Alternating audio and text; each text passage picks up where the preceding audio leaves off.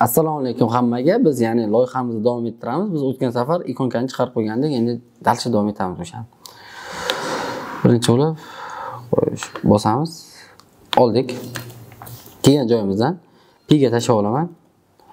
Ishlatadigan bo'lsam, pasma-pas bo'lib chiqib qoldi. Bu narsani oldini olish uchun ham biz bu yerda bitta div ochaman. Divga class qilaman.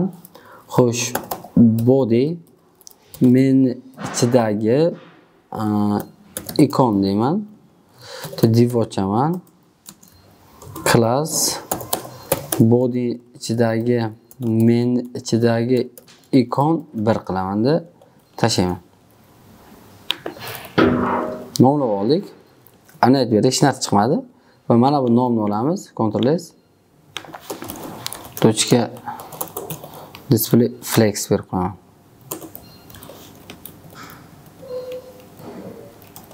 Display flex verdik. Hop, dur. Iconga berish kerak edi. Buni ichidagi iconga deylik. Mana chiqdi. Hozir rasm juda nima bo'lib ketdi, katta bo'lib ketib qoldi. Buni to'g'rilab qo'yamiz. Eng birinchi bo'lib height beraveramiz. 12 piksel berib qo'yamiz. Juda kichkina bo'lib ketar ekan.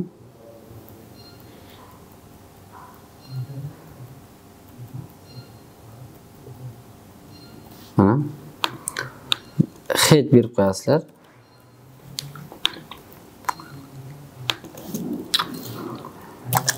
Style height berib qo'yamiz.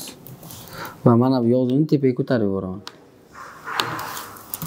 Margin chiziqcha top men 12 piksel.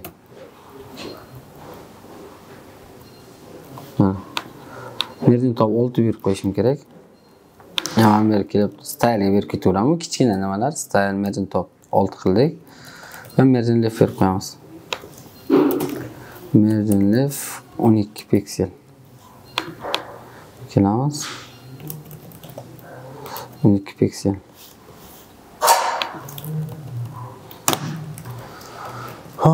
Ma'lumotimiz chiqdi.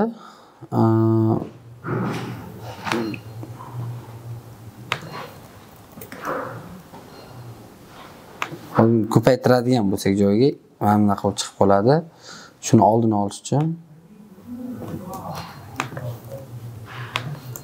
2 ta 3 ta 4 ta 5 ta. Mana 5 ta ma'lumotimiz chiqdi. Nechta bitta 2 ta 4 ta ekan. Bitta ma'lumotni o'chirib tashlayman. Shunda menda 4 top chiqadi. Mana 4 top chiqdi. Endi bular orasini ochmoqchi bo'lsak, o'sha viz yordam yoki margin top yordamida orasini bemalol ochib yuborsangiz bo'ladi. Bunchalik qiyinchilik tug'dirmaydi. Undan keyin xo'sh. Undan keyin kelida bitta nima yasasak, o'zimiz dizayn yasaylik. Bu yerda juda hammasi oddiy ekan. Sal murakkabroq dizayn yasashni o'rgataman. Div ochaman endi avvalo. Div ochdim. Divga bitta class beraman. Men qilaman. Undan keyin bitta div ochamiz. Bunga esa class beramizda men 1 beramiz. Mana bu divni olamiz. Birinchi o'rinda nima beramiz? Bunga viz bera qolay. 100% beraman. Ekran 100% egallasin. Height beraman. Gidita 700 piksel beraman. Undan keyin background color beraman. Siyoh beraman. Berdim. Ma'lumotim chiqdi. Xo'sh, ma'lumot chiqqandan keyin pastga bitta div berasizlar. Div style berasizlar bu yerga. Style margin top 250 piksel berib qo'yamiz. Pastga tushirish uchun to'g'ri yaxshiroq ko'rishimiz. Endi xo'p, mana bunga 700 emas, 600 yetib ortar ekan. 600 beramiz. Undan keyin men mana bu yerda boya bitta qiziq narsa topib olgandim. Rasmlarni olaylik. Zakruskani ichidamidi? Mana ikkita rasm kerak. Bu rasmni nimaligini hozir ko'rasizlar.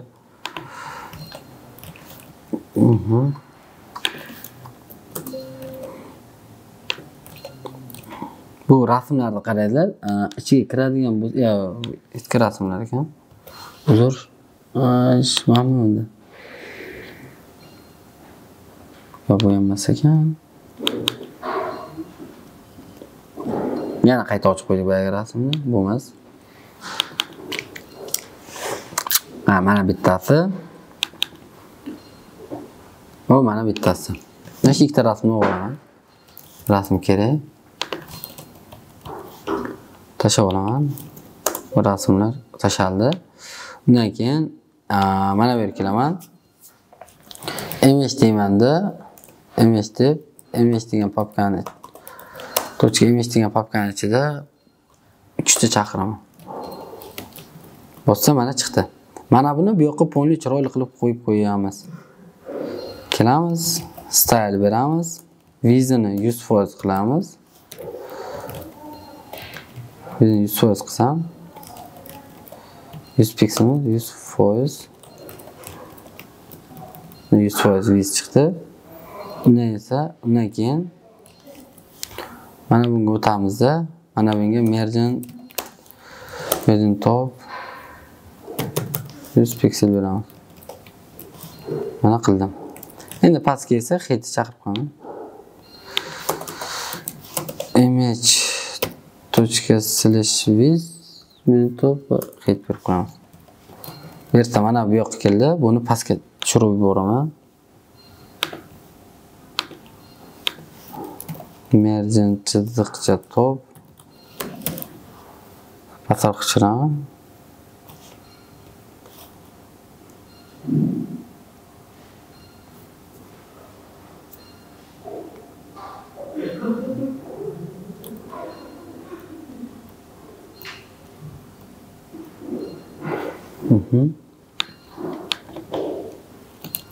Shu razmerda mana bunga berib qo'yaman. Style va viz 100% beraman. Shunda normal chiqadi. Undan keyin qiladigan bitta xato ish qilib ketganmiz. Tepaga plyuscha qo'yamanda barcha scrolllarni, ya'ni paddinglarni o'z holicha qabul qiladigan qilib qo'yaman. Marginni ham shunaqa qilib qo'yaman. Ya'ni ekranimiz oynasidagi barcha paddinglarni o'z holicha qabul qiladi. Va buni endi ko'tarib qo'ysam bo'ladi. 74. Mana buni 2 piksel ayirib tashlaymiz. 74. Ya'ni ishlatsak mana bu tartibda chiqadi. Ya'ni bu yerda biz o'zimiz ruchnoy qo'ldan scroll nima yasab oldik? Salgina rang bo'yicha rang sal boshqacharoq qoldi.